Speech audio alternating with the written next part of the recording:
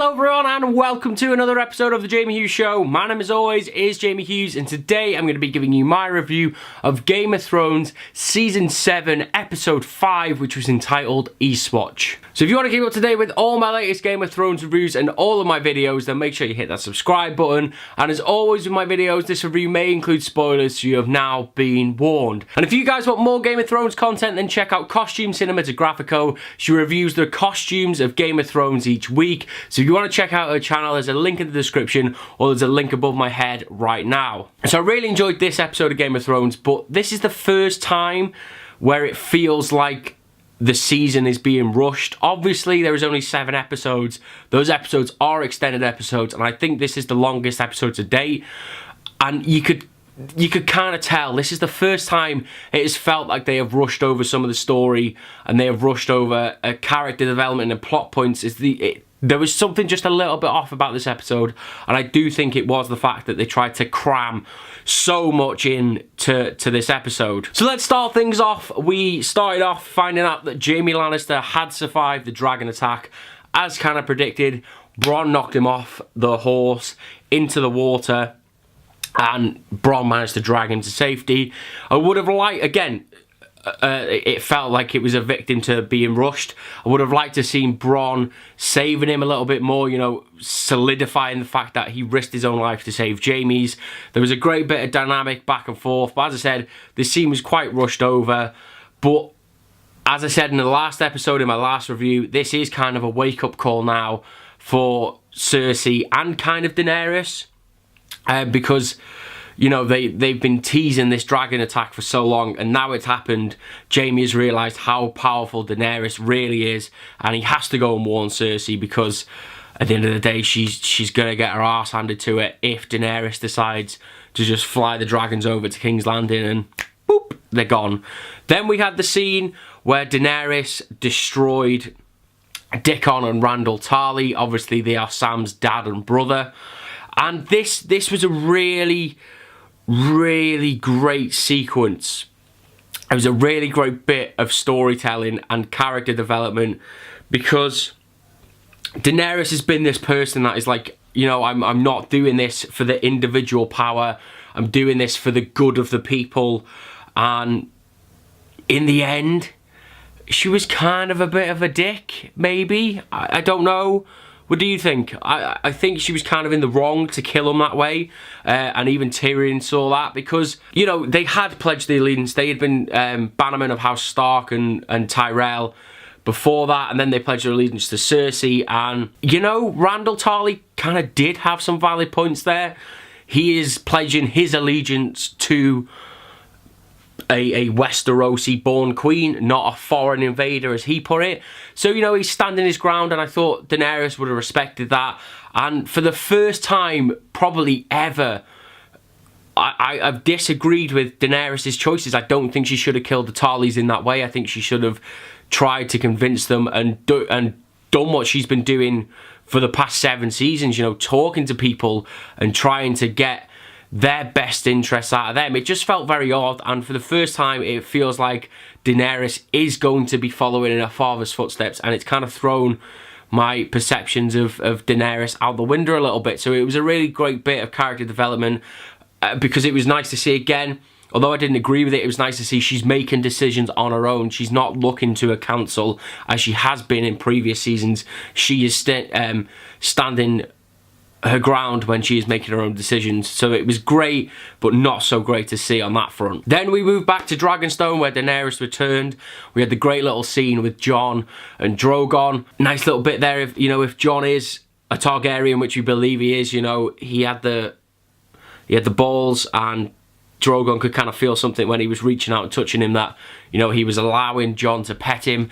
After that, your boy, I forgot to mention this in the last episode, Jorah Mormont doesn't have Scrotrat anymore. He is safe. He has been cured by Sam, and he is now back with Daenerys. That was a really nice scene, because I've always loved Jorah, and I've always think he's kind of got a bit of a raw deal in Game of Thrones. So to see him back by Daenerys' side, where he rightfully should be, it shows his loyalty. The first thing he wanted to do was get back to Daenerys.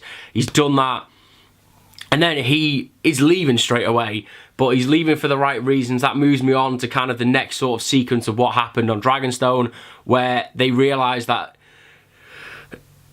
this war is evolving and they have to kind of prove to Daenerys, it's not Daenerys, sorry, to Cersei, and well, to Daenerys to an extent, that the White Walkers are real. They received a raven from Bran. Bran had the vision that the White Walkers are heading towards Eastwatch, and they are a lot closer than everybody thinks. So they are trying to prove that the White Walkers are real, and the way they're going to do that, they are going to go to the north, they are going to go beyond the wall, and they're going to try and capture a White Walker. Good luck with that.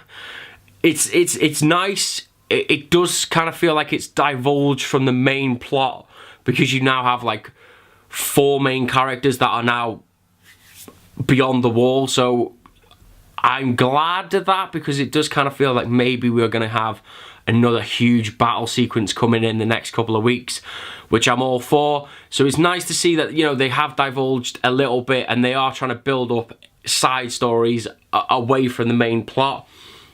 So Daenerys has allowed them, she's kind of come round and warmed to Jon a little bit. She was like, yeah, you know, maybe we should be helping you out, and that is what she's going to be doing within a sense going forward. Tyrion also set up the meeting with Jaime in King's Landing, so Davos went with her because obviously they need to, as I said, convince Cersei of what is happening beyond the wall. So Tyrion and Sir Davos very sneakily got themselves onto King's Landing. Bronn was in on it. And again, this kind of felt really rushed, the meeting between Tyrion and Jaime. It was kind of a little bit similar to the Sansa and Arya meeting last week. It just felt a little bit odd. There was just kind of really nothing there. After everything that's gone on between the two, yes, they love each other, but it just didn't really connect with me. I don't know what it was. I felt like there would have been a bit more emotion involved. It just kind of fell flat, and I'm not really sure why. It just, that whole scene just kind of felt a bit odd. Then we had one of the huge talking points of the episode, and that was where Sir Davos went down to Flea Bottom. He said he was wandering around and he found Gendry. Gendry is obviously the bastard of Robert Baratheon, so they are now they've took him back. He's now met Jon Snow. There was the scene where Davos was like, don't tell him who you are. He went and told him who he was anyway, and it kind of feels like this story is coming a little bit full circle now. This story basically started with Jon's dad, Ned, and Gendry's dad, Robert, and now it looks like it is heading to a collision course where this story very well may end with the bastard sons of Ned Stark and Robert Baratheon. But who knows? I'm really glad Gendry's back in it. He's been gone for about 3 or 4 seasons, I think. He is a badass hammer-wielding knifeman. He is just so cool. I can't wait to see where his story goes, because he is headed beyond the wall with Jon. Looking forward to seeing where that goes next week. Just a couple more points to bring up before I wrap this up. Obviously, there was the more tension and awkwardness between Arya. Sansa is living in Ned and Catelyn's quarters.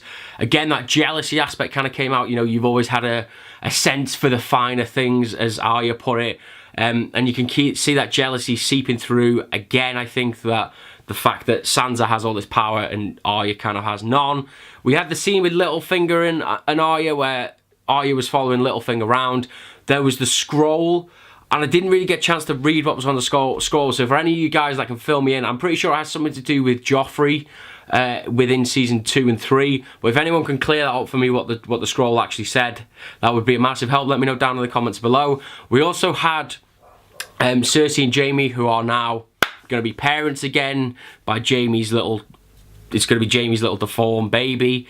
That came out of nowhere. I really liked that. Again, that was quite a big talking point. That felt like it was brushed over. You know, they're going to have another kid. Is the kid going to survive? Is Cersei going to die before that? Is the kid going to be, you know, a little bit deformed? Who knows? Maybe this is kind of really sick, and I kind of don't want to say it, but maybe Cersei's punishment is that she's going to have the baby, and it's going to be a dwarf like Tyrion, and that would be like the ultimate sort of, not payback for Cersei, but, you know, can you imagine if that happens, is that she has brought all this evil on the world, and then she ends up giving birth to something that she hates the most, which is obviously a dwarf, because she hates Tyrion so much. It would kind of come, not full circle, but it would kind of be a little bit of sweet justice for Tyrion, because he's always been the outsider, and if she was to give birth to a dwarf, it would be like the ultimate sort of middle finger to Cersei, I think. And then finally, we had the Brotherhood and Team Jon and his boys. They are ready and raring to go. They've teamed up. There was that nice little thing of they all know each other. They all kind of hate each other, but they're all on the right side, and that is the side that is still breathing. So the episode finished with them heading out beyond the wall, getting ready to capture a White Walker. It looks like the next week's episode, I think we're going to basically follow those guys around, and we're going to get to see what kind of trouble they get themselves into. Maybe expecting a few deaths in the next episode, but we'll have to wait and see. So that is my review of Game of Thrones Season 7, Episode 5. As I said, it was called Eastwatch. So let me know what you guys thought about it down in the comments below. And if you did enjoy this video, why not subscribe? Because you won't be missing out then on all of my latest reviews, especially my Game of Thrones reviews. And also give it a like and let me know that you were enjoying this content. Otherwise, I'll get the mountain to come after you. And thank you very much for watching my Game of Thrones review. My name is Jamie Hughes. I will see you in the very next episode of The Jamie Hughes Show. Ta-ra!